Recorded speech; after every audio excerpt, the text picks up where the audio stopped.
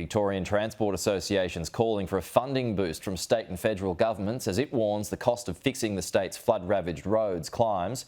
Holly Edward-Smith is live in Melbourne. Holly, how much do they say this could cost taxpayers?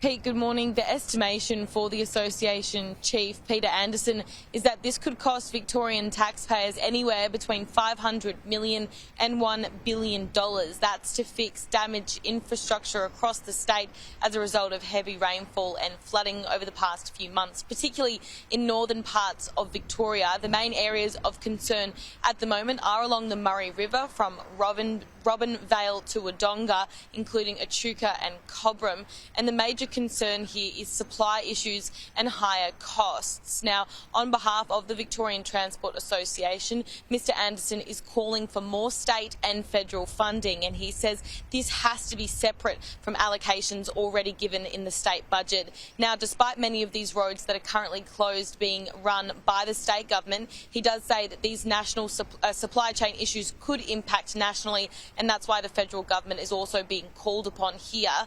Now, it is 16 days until the Victorian state election, so the push is for the Coalition and the Labor government now to allocate more funding to fixing Victoria's roads. Currently, the Coalition have pledged $10 billion over 10 years, and over the past 8 years in office, the Labor government have already spent $5.7 billion, and since 2018, that's an average of $813 million every year. Before caretaker mode kicked in on November 1, the Labor government did pledge $165 million for emergency road repairs, but Mr Anderson says it's just not enough. These roads need to be fixed, and they need to be fixed quickly.